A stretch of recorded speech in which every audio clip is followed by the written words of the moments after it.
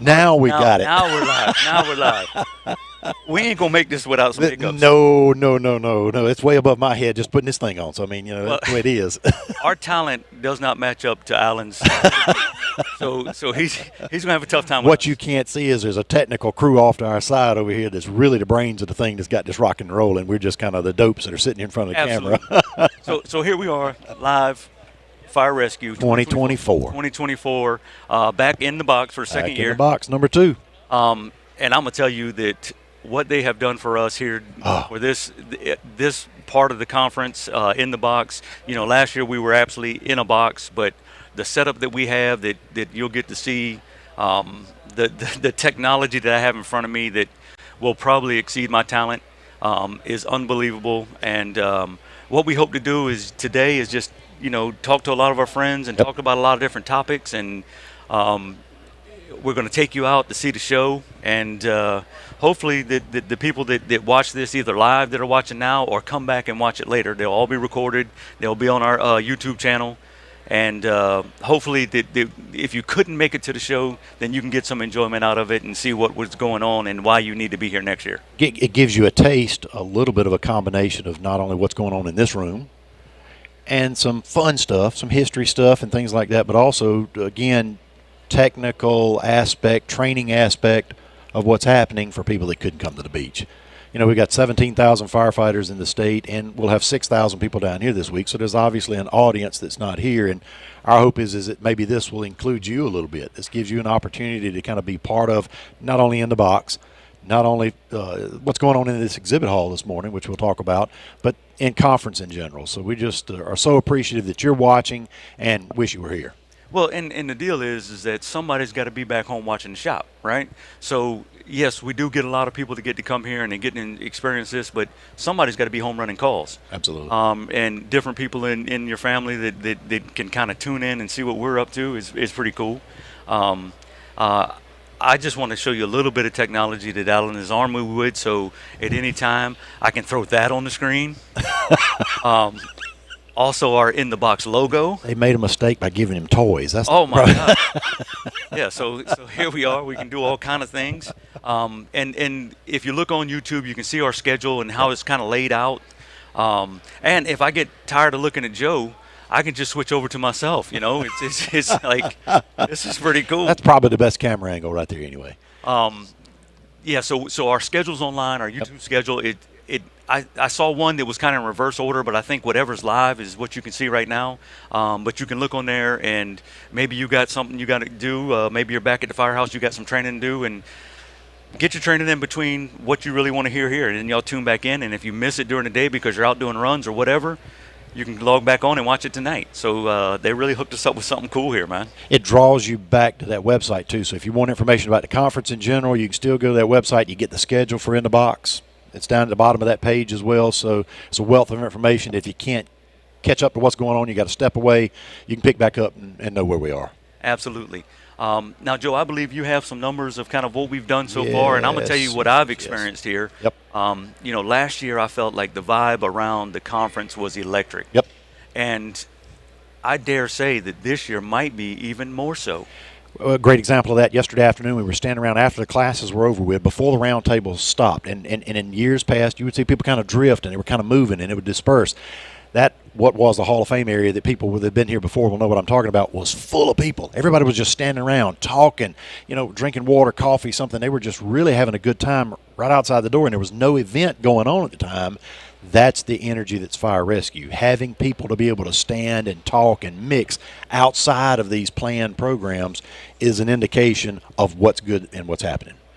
And so, what's happened this week so far, we've had the golf tournament completely full. I think 150 golfers. Yep. 150 people out there.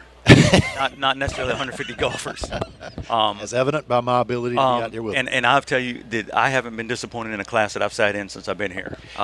There's been some big names, but I tell you what, I've really enjoyed the local talent. Well, okay, and one of our speakers that's going to be on with us later, Mike Galliano, said that from the stage yesterday in the big room. He made mention of the fact that, okay, come see me, but you've got a wealth of talent in state that's giving these programs that has been fostered and brought along over the years and everything, and the numbers from classes yesterday reflected that. I mean, it showed that people are participating and taking all of these classes, so we must be right on target of what we're offering. Numbers from Wednesday. Now, Wednesday was a day golf tournament and everything was going on, and just classes. So there were 995 people here with us on Wednesday, and yesterday had some pretty striking numbers. Now, on top of that, yesterday we had an additional 1,070 people come in yesterday. So we're right at 2,000 people so far for the first 2 days. The opening ceremony yesterday, we had about 520 people that were in there, which is a very good crowd for that room, because when I was up there on stage, I could tell it was just standing room. People were around the wall. Yeah, I didn't have a seat. Yep, so people were around the wall. And then for the soft opening in this hall last night, the sneak preview was 800 people, 795 folks.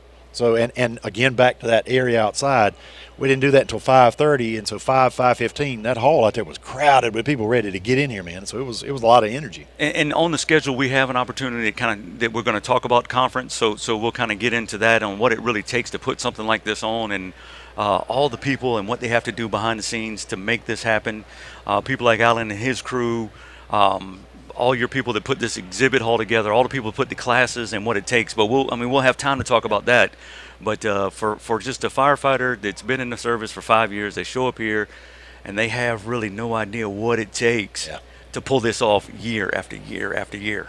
And we've got so many rock stars that do all the behind the scenes stuff that make this thing just as smooth and look good and as smooth as it does. And we've evolved that over the years, because 1990s it was us, and we were amateurs at it. We pulled it off, but we realized the value of having 17,000 people in this state. We've got a lot of people that are talented at these little things. Pull them in and get them involved. And so there's a team of 100 and was right at 150 people that it takes to pull this thing off now. And the reason I know that number so very well is that first night we get everybody together. It's kind of a briefing opportunity and a thank you opportunity. And it's gotten to 150 people that it takes to make this thing happen. So Paul won't be able to join us because he's flying out this morning. So we had Paul Combs with us, and a phenomenal talent. Many of you know him. And every firefighter has seen his artwork. Maybe not everybody recognizes his face because he's behind his art.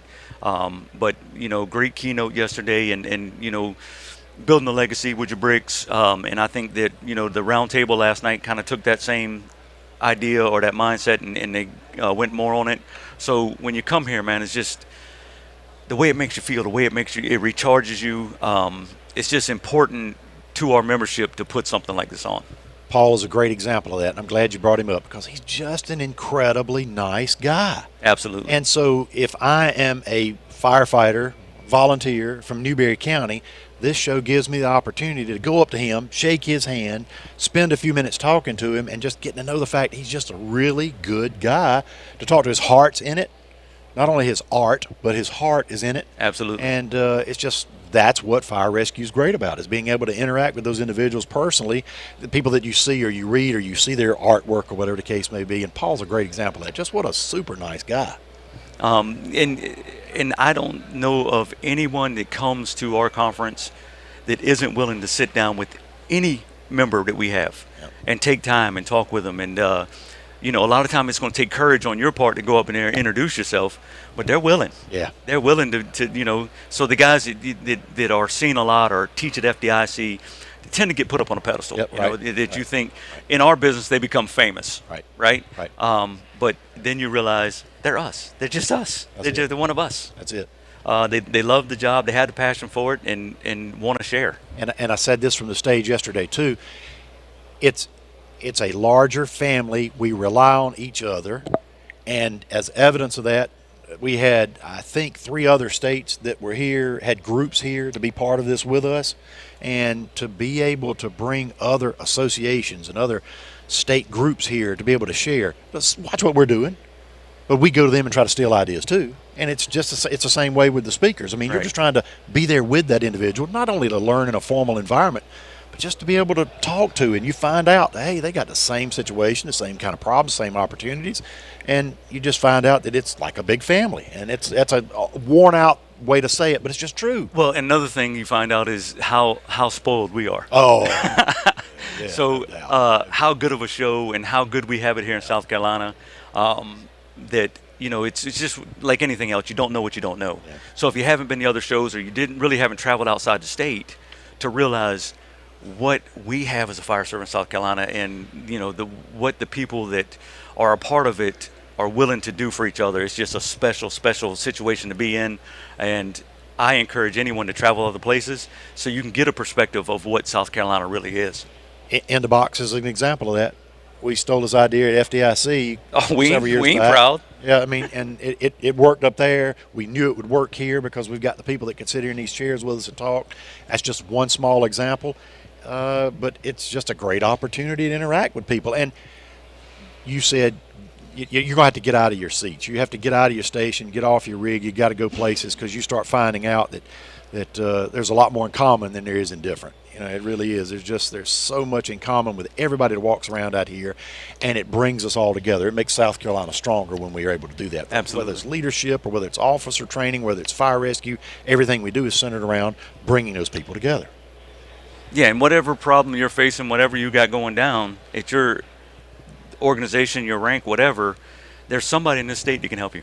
You got to get out there and meet those folks and see them. And a great example of that is our first topic. Is it okay to kind of transition? Absolutely. Because I think that you nailed it. The first topic we're going to talk about a little bit this morning is about the new OSHA standard that we've got. And that is a prime example to where we as an association and individuals have had to reach outside of ourselves to try to find other people that could come in and help us. It's too big for one organization or individual to be able to carry, and you had to reach out. And that's what we're doing. So we're going to bring our first guest on. That'll work. Coming to the stage live, Mr. Doug Klein, Chief Doug Klein with Horry Fire Department, Horry County Fire Department. And Doug, we're not going to get up because we've been talking all morning, so it's not like we're introducing everything, but thank you. Yes, thank you. Pleasure to have you, and you can put on either 3 or 2. I'm right-handed, so I had to get the right-handed headset. I'm right-handed, so I had to get this thing out of my way. So. Yeah, that's right. So like I said, joined by Doug Klein, and we're going to talk the new OSHA standard. And for those that aren't aware of what's coming out, and this has kind of progressed pretty quickly, although they've been working on it a long time. Yeah. But it's gaining traction and picking up speed and hitting places in legislation that are critical to us. Yep. And I am not the expert on this. Now, y'all will find out all through this that I've got an opinion on everything. So I will definitely have my comments, but I'm actually going to turn it over to y'all so y'all can kind of explain, one, how they educate themselves on this, because it's going to be important for every organization to know. Yes. Because if this passes, like I think many think it may, it's going to be a big burden on the state. Big burden on organizations. So if y'all can kind of explain what we're looking at here, and then maybe we'll get into opinions. Let's lay some historical groundwork, and I think together we tag team. Yep. We can probably do that. Most all of us are aware, and some of us live through it. The current fire brigade standard, 1910-156. was developed in the early 80s, and it got to South Carolina 84, 85, about the time I was getting into fire service, and it was a game changer. It truly became conversational piece, whether that was at fire department meetings, kitchen tables, council sessions. It was what drove everything we did. Huge.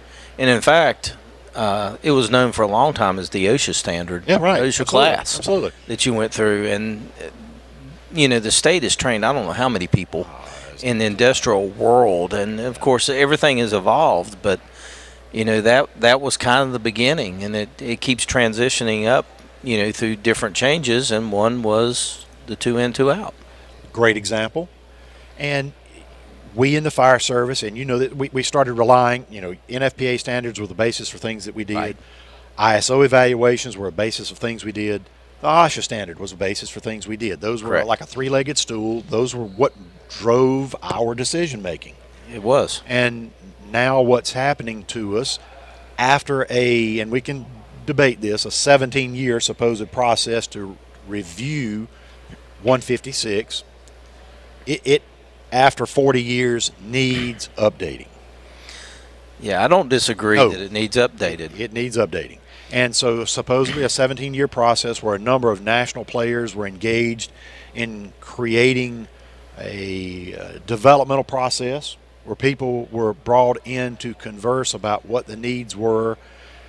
But now the problem, and sharing, just jumping right into it, what happened to us, Doug, is that at the end of last year, it was handed. Here it is. And I don't know that there's a perfect way to roll out a proposed reg, but here's a 600-plus page document. Here it is, make comments.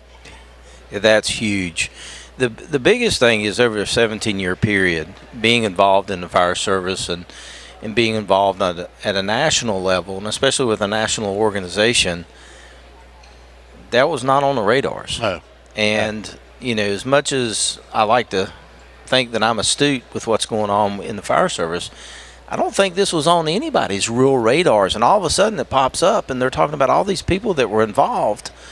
Well, you start talking to these other organizations and people are looking at you like, Yeah, we didn't know. And again, I don't disagree. Safety is paramount. absolutely. We've got to take care of our folks, being part of the Everyone Goes Home program from the Tampa 1 Summit to the Tampa 2 Summit. Now we're up to, where we could have Tampa 3 or wherever we have that safety summit that would occur.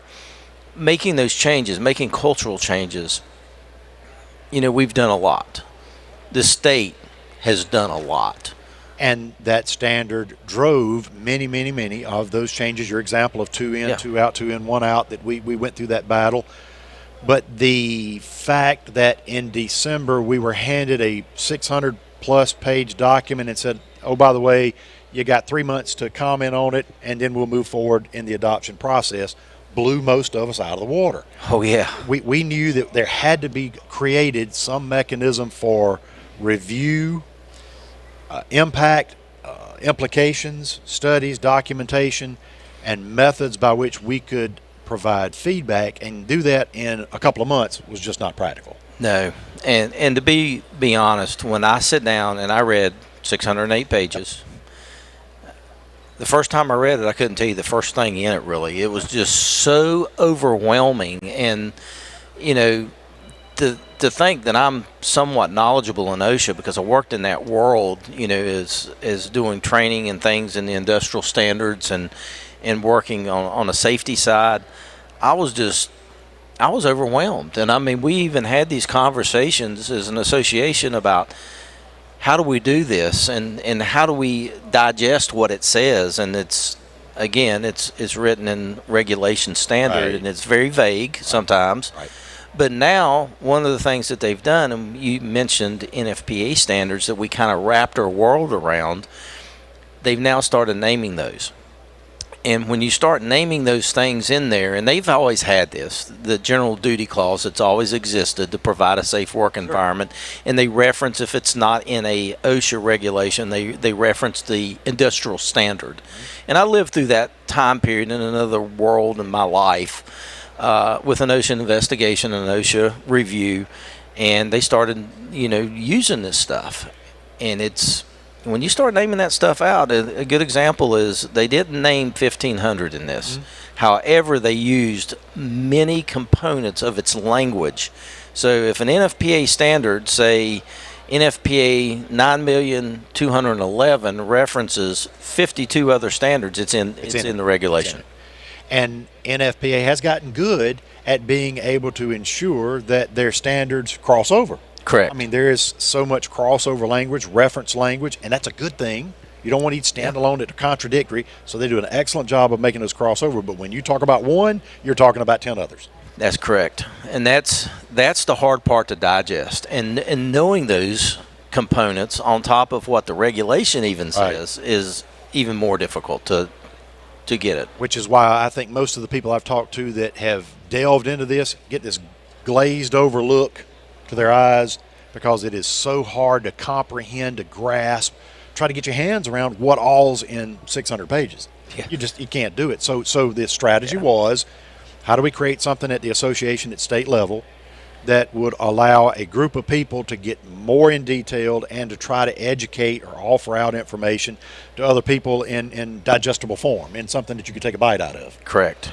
And so the wisdom of the group was to be able to create a committee, of which I'm honored, as you are, I know, Yes. to be a part of individuals that we've met and talked several times to try to get into what this standard means to us and how we're going to adapt to it in South Carolina specifically. And again, I'm very honored to be a part of that group, because this is going to be South Carolina's fire service.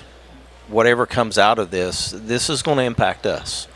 And to say a glazed look, I don't even know that I had a glazed look. I think I had a dumbfounded look of like, Right. Holy cow, how do we do this? How do we digest this? And a lot of brain power was in that room. And when we all met and we talked about this, and as we've progressed through it, the connections we've made with other individuals and other states, things like that, to move. But this is not a topic that everybody's talking about. Right. And you can't put your head in the sand. I mean, this is something that everybody's going to be faced with nationwide. But it's definitely going to impact us here in South Carolina, which I'm concerned about. Well, here's the crux, is that you got to tread lightly, because you don't want to come across as if we're against the safety standard, because Right. we're not. We have been on the forefront of safety for every moment that I've been part of the association. But there's components of this standard that have collateral damage. And that collateral damage is going to end up being financial. Yeah. And we can't have a standard that we can't follow, or it's not a standard. Right. You can't run a fire department and everything you do be against a standard and be liable every time you leave the house. So I think that it's important that people are educated on it, because to me it's a lot like the healthcare bill that was passed under Obama, is that there was so much stuff in there that nobody could educate themselves to speak intelligently enough about it, Right. and we just want to pass something. Right. So if that's how we take this OSHA standard, is that we just want to pass something, then what we end up is going to be unable to follow, unable to afford. You can't attain it. Can't do it. And that's my problem. I think that there are many parts of this country probably that can look at that standard, and maybe some parts of South Carolina can look at that standard and go, okay, we can adapt to that. We can make that happen. And frankly, there are large portions of that we're already doing. A lot of the incident command components of it, we're already doing these things. Right. But there are portions of it for our state, given the reality of what our fire service looks like, that it just simply will not be attainable. It will not be attainable given our reality of funding levels, of staffing levels, of just what our community looks like. And politics aside, it bothers you a little bit to know that there is someone giving you something that I can't figure out a way to make that work in rural South Carolina. Right. And we've got, and you guys have heard me say this, we've got 473 fire departments in the state, and I'm confident that there's probably at least 100 of those departments that just simply will not be able to attain this standard. And here's what I can't stomach. I can't stomach a citizen not getting the service they deserve because the department can't meet the standard. We got to be able to meet a middle to provide that level of service. And that's a big piece, and for folks to recognize this is an unfunded mandate. Right. And when you go back, and I know, being in Horry County, we're, a large department, got a lot of resources, good funding, but to meet some of the things they're asking it's not there. I mean, what do you rob Peter to pay Paul with? And now, what do you do away with, or what do you kind of like just ignore? And, coming from a rural background in a small volunteer department to where I've actually took my card out of my pocket to put fuel in the truck because we don't have funding, and you were running your department off of, barbecue chicken dinners and spaghetti dinners and Brunswick stew and these things. How are they going to meet this? And you're exactly right. That you nailed it down on the table about it. Makes me sick to think that we're not going to be able to provide services, or departments are going to close their doors because they just can't meet this. And you're going to have chiefs that say, I'm not going to be liable for it. You ever had one of those squirrel moments, Will? A horse just walked in front of the box. You never know what you're going to see, folks, when you come to fire rescue. So there's my squirrel moment. Break the train of thought. But there's just some things in this life that happen. You got to go. Just so the folks at home know, that wasn't a metaphor. No, like a that horse was just walked past. Horse just Yeah, one of those mini horses. Yeah. Now, Okay. if a pig with lipstick comes by, then it's my cousin. Sorry about that moment there, but it's just the reality. Welcome to Fire Rescue. What I had the honor of being able to represent us in D.C. last week at a hearing of the Homeland Security Committee, of which they were giving information and testimony about the standard. Mm-hmm. And one of the, Doug, to your very valuable point is one of the representatives from New York, and I've told the story a couple of times because it's so impactful, but he asked the question of one of the individuals testifying, how much money does your department get from the federal government to operate your department? Not a grant to buy this widget or that widget, but to operate your department. How much money does the feds give? And the obvious answer to that is zero. Okay, yeah. Second question, how much money does your state give you to operate your department? Not a grant here and there to buy a widget, operate. Answer, zero. So 100% of what you do to operate is based on the property owners in your area. So now what's happening with this standard is an entity, a group, an organization is creating something that we know is going to be unattainable and basically telling a local property owner, you got to pay for something that we think's in your best interest. Instead of allowing somebody at the local level to say, we're going to do the best we can, we recognize we need to get better, but this is simply all we can afford at this time. Yeah. And the problem in South Carolina, part two of that, is, like it or not, it's a reality, is that there was in 2014 a act that was passed by the South Carolina General Assembly that limits the local level ability to raise taxes. Yes. Superficially, that's a good thing because I'm a conservative and I believe that we should be careful with our funding and money. But the reality of it is, now I'm going to tell you, you've got a standard. It's really going to say you got to add people. You're not going to be able to roll around in old fire trucks. You're going to have to hire individuals to do pre-plans and inspections, on and on and on. We can get to examples. Yeah. And you can't pay for that because you can't raise your taxes. Now, if you're fortunate enough, as you said earlier, Horry County is growing rapidly. If your area is growing rapidly and you've got an increased property development, maybe you can afford to do some of those things.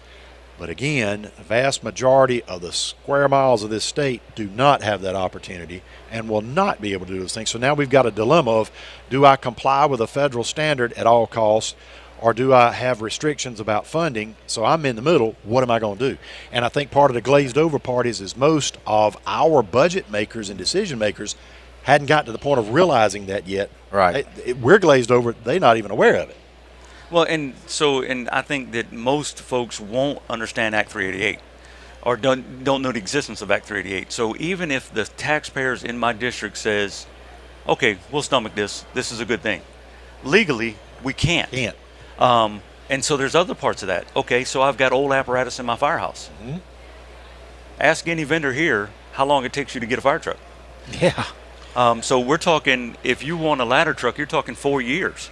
So we're talking 30 months on an apparatus, and that's without everybody in the nation already trying to get more because we're mandated to. Yep. Okay, so now let's say that we figure that out, and where are you going to get the people? And that truck is a great example. I'm not an NFPA expert. You have to bail me out. But NFPA and the vehicle standards talks about max life on vehicles. Yeah. Yes. So I've got a county. I was talking to county fire chief just 2 days ago. His problem is they've got vehicles right now that are 25 years old, and they're trying to figure out how they're going to replace not just one, but a fleet of vehicles that they bought at one time that are now 25 years old. Yep. And the county is suggesting we can't replace them now, so we've got to figure out a 10 or a 15-year cycle to replace these things. So now 25 plus 10 or 15, how old is this vehicle? It's outside of this OSHA compliance standard. So now they're going to be faced with the fact, okay, we can adopt this replacement schedule on apparatus, but now I don't meet the OSHA standard. So what am I going to do? I can't meet the OSHA standard because my replacement puts these trucks out of range, out of age. And that's the reality of the majority of South Carolina. And that's my big concern. And it even goes deeper than just the apparatus. It goes down to, like, if you respond in personal vehicles. I mean, it gets that granular and layers. But you're right. How does an organization that can only afford used trucks? I mean, you stop and think about it. There's a truck sitting out here for a mobile command unit, $1.8 million. Now, you tell me how long it's going to take to get $1.8 million for a ladder truck, or, right at $800,000 to $900,000 for an engine, much less the time period you Absolutely. talk. It used to be that you build a station and then you bought a truck. Now you buy the truck to worry about building a station. I mean, it's completely different than what it was. And I mean, being in as long as I kind of have, I never thought I would see something like that. But it's that constant change, and I'm not against change. I'm the guy that likes change, but we have to make good change, and it has to be a palatable change that we can incrementally grow with. And again, we're all saying this. We're not against the safety side of this. We're not against making change. It's how do you do that? How do you fund things that you just don't have money for? It's like physicals. That's a great example. We run Great 1582 physicals. Right. Now, fortunately, in our size, we have our own clinic. For the county, our clinic runs our 1582 physical. They hired somebody that was knowledgeable in that.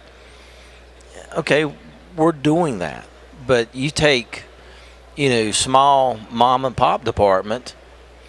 We've been doing OSHA physicals from the time this started, and that's what everybody's referring to it as an OSHA physical, not a 1582. So now you're telling my reality, my county, that instead of paying $300 a head, they got to do a 1582 physical, which I don't think many people. It's rare to find somebody that's complying with 1582, and that's going to triple the cost of it. Oh, yeah.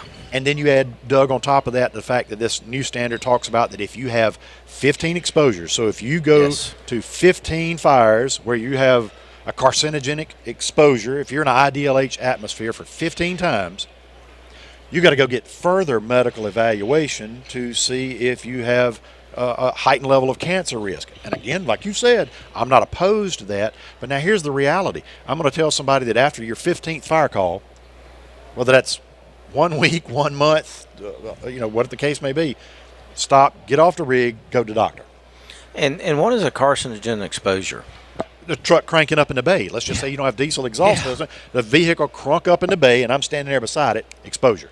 Yeah. I'm not against safety, and I have had a lot of friends to die of cancer. It breaks my heart, but there just has to be a balance of some kind of common sense with this thing that says that's great, but that's just not attainable. Am I going to start counting guys smoking cigarettes in the bay? So, part of this is exposure documentation. So now every department that's hearing us has got to create some process that says I'm going to document what those exposures are. So how many of y'all doing that already? Yeah, and so let's get down to it. What is a carcinogen exposure?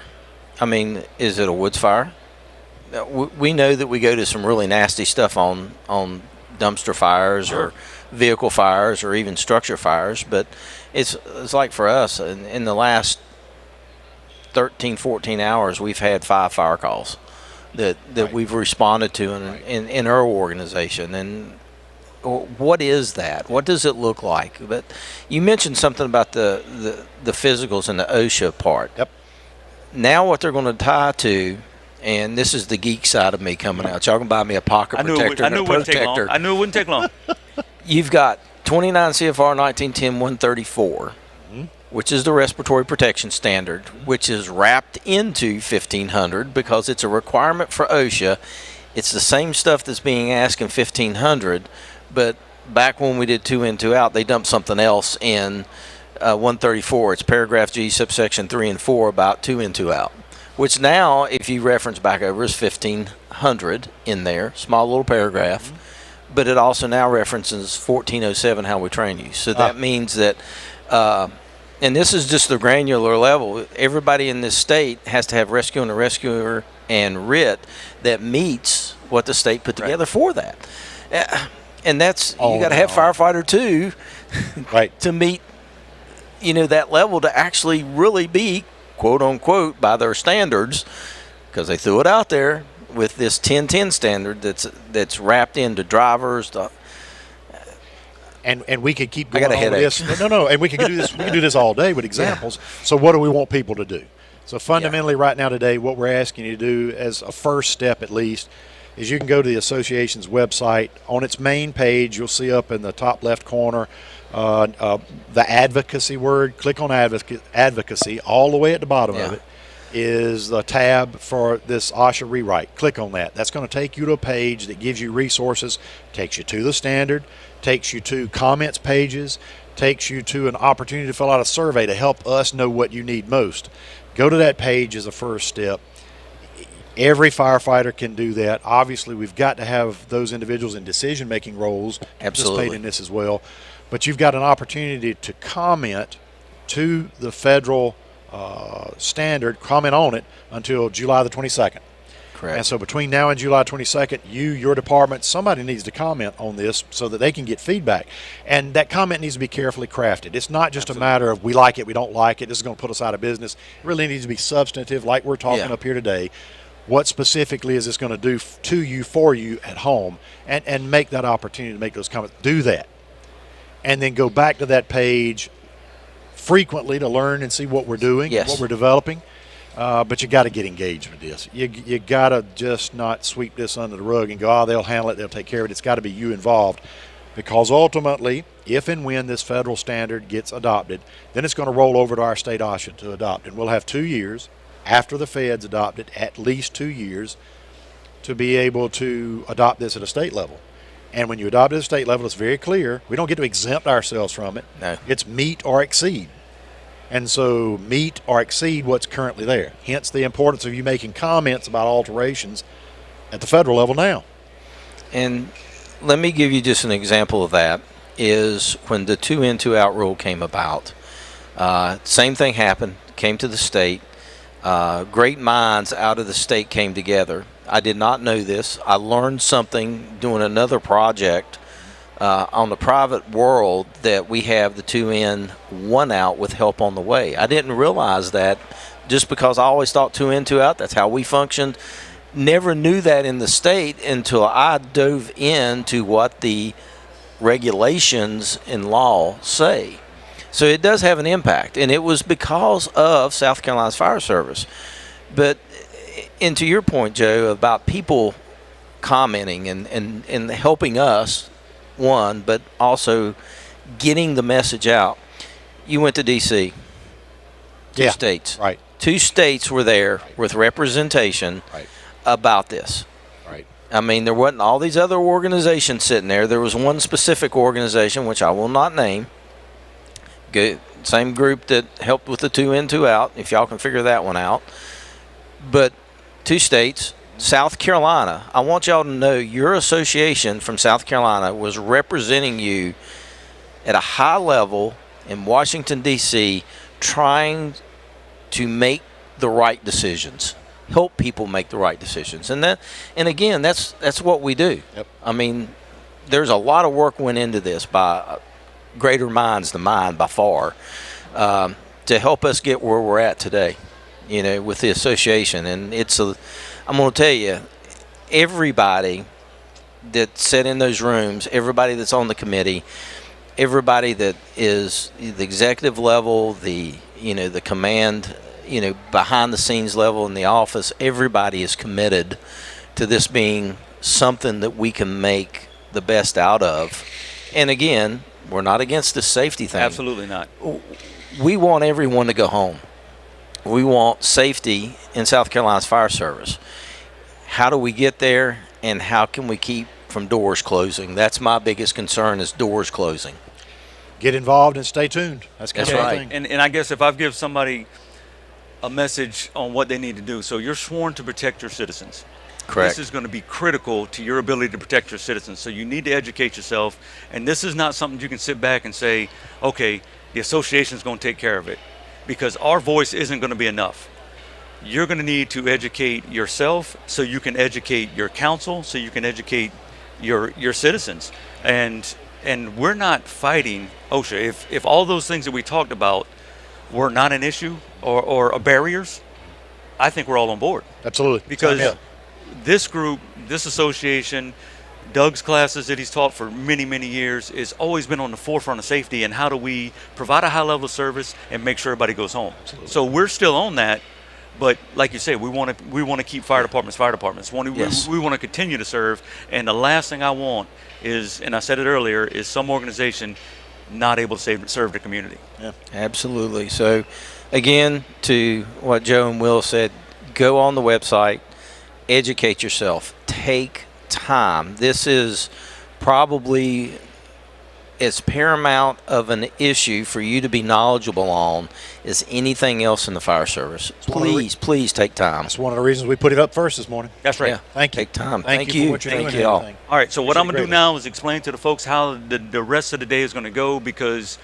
last year when we did this, we did one long 8-hour session. So anybody who wanted to watch it, they had to start at the beginning and go for 8 hours. So at the end of each session, we're going to close out that session to open another. That way we can title each one. So this one's going to be OSHA. The next one will be walking the floor, and as we go through the day. So I think we're making it easier for y'all to view at home. And not sure if we can pull it off yet, but we're going to give it a shot. So I'm going to try and end this stream and Stay tuned. see how this goes.